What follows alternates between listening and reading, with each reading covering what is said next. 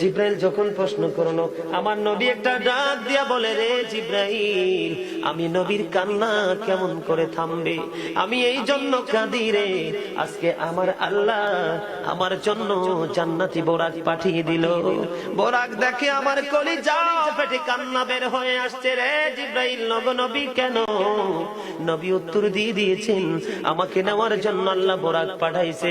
50,000 বছরের রাস্তা হবে, যার যার কবর থেকে হাসরের মাঠ। ফুলচেরাতের পুল হবে 30,000 বছরের রাস্তা। আমার উম্মত গুলো কিভাবে রে পায়ে হেঁটে তারা অতিক্রম করবে? বন্ধু, নবী এমনি এমনি কাঁদেনি রে।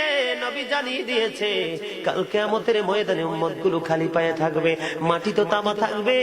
ও বন্ধু, তাদের শরীরে কোনো পোশাক থাকবে না, উলঙ্গ অবস্থায় থাকবে। এমন মা আয়েশা প্রশ্ন করলো, গো প্রাণের নবী, জানতে মনে চায়, নবী গো, এই যে আপনার উম্মত গুলো উলঙ্গ অবস্থায় খালি পায়ে সবাই থাকবে গো নবী, তারা কি নারী পুরুষ একসাথে? কয় হ্যাঁ, নারী পুরুষ একসাথে। তারা কি কেউ কারো দিকে নজর দিবে না? এবার আমার নবী বলেছে, আয়েশা রে, কেমন করে নজরে দেবে রে আয়েশা?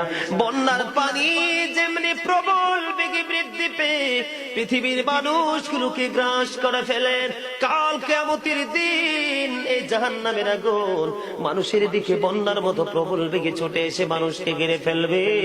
এত ভয়ঙ্কর হবে রে আয়েশা আখেরা, এত ভয়ঙ্কর হবে আসুরের দিন, এত ভয়ঙ্কর হবে সেই দিন। আর সেদিন এত বিপজ্জনক হবে, একটা পুরুষ আর একটা নারীর দিকে তাকাইবার মতো সুযোগ থাকবে না। কেন ঘরে বসে আছো? এই মাহফিল তো প্রতিদিন হবে না।